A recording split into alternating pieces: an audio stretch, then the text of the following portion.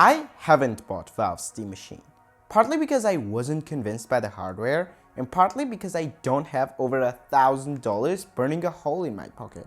So instead, I spent hours researching it, and I think Valve's value proposition is difficult to justify. Then again, the topic is more nuanced than just good or bad, so let's take a look at some of the things you might find compelling or not so much about Valve's shiny new toy. In my opinion, the most important question is, who is the Steam machine actually for? And I think Valve tries to deliver both the convenience of a console and the freedom of a PC. But does it succeed at it? Let's take a look. When you first boot a Steam machine, you will be greeted with SteamOS, Valve's Linux distribution based on Arch Linux.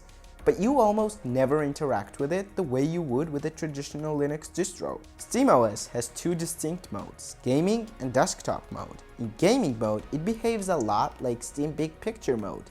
It's optimized for couch play and controller navigation. Switch to desktop mode and you will be greeted with a full-on desktop environment. You get access to apps like Firefox, Discord, Blender, etc. Valve also developed Proton, which is a compatibility layer that runs many Windows games pretty much without your tinkering. It isn't perfect and there are some incompatible games, but for the most part, gotta give credit where it's due. And Valve, in my opinion, nailed Proton. So far so good. SteamOS is aesthetically pleasing, intuitive, and offers a clear separation between gaming and desktop modes. I can confidently say that SteamOS is my favorite part of the Steam machine. But we need to separate software from hardware and take a look at the Steam machine as one complete package. The Steam machine comes in two storage configurations, a 512GB model and a 2TB model.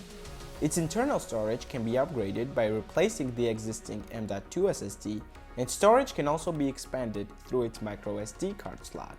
At the time of recording, the cheapest Steam machine costs $1,049, does not include a controller, and comes with 512GB of storage.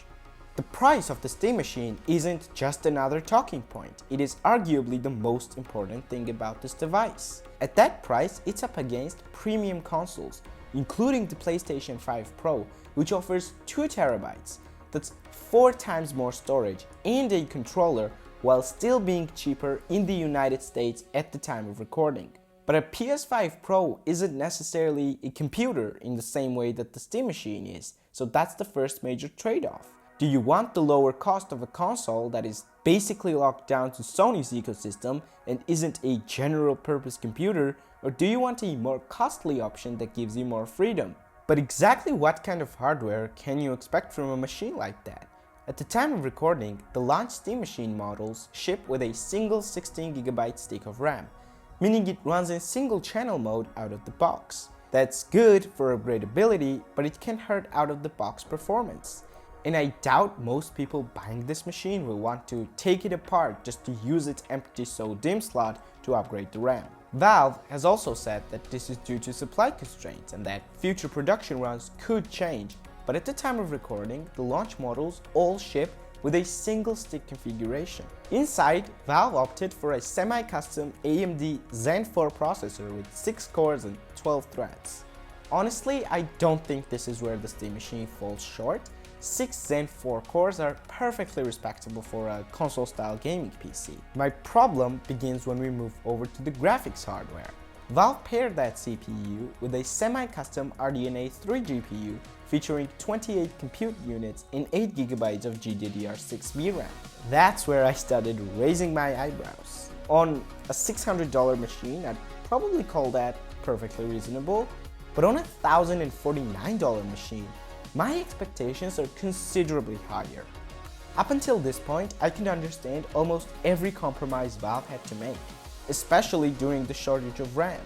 But then I looked at the graphics hardware and remembered the price tag.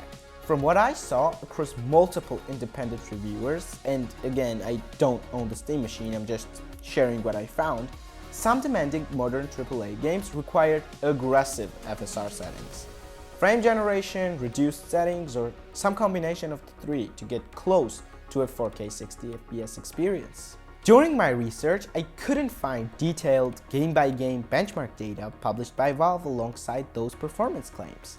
From what I could find, Valve relied mostly on broader statements about the kind of performance the Steam machine could deliver. And that brings me to something I kept thinking about while researching this product. In my opinion, Valve benefits from an enormous amount of goodwill within the PC gaming community. To be clear, I believe much of that goodwill is deserved. I appreciate Steam's refund policy, I have generally had a positive impression of Valve's customer support, and I think products like the Steam Deck demonstrate a refreshingly consumer-friendly approach to repairability and long-term software support. I like Valve, I use Steam, and I completely understand why many people trust the company. But personally, I don't think Valve's overall reputation should determine how generously we evaluate this particular product. I'm not reviewing Valve as a company, I'm evaluating the Steam machine, and in my view, a gaming system starting at over $1,000 deserves an especially high level of scrutiny. That made me wonder, would I view the exact hardware as positively if it had another company's logo on the front? Hypothetically, if Apple, Asus, Acer, or Lenovo released a gaming PC with similar performance, 512GB of base storage, no included controller, and a starting price of $1,049, would it receive the same level of enthusiasm?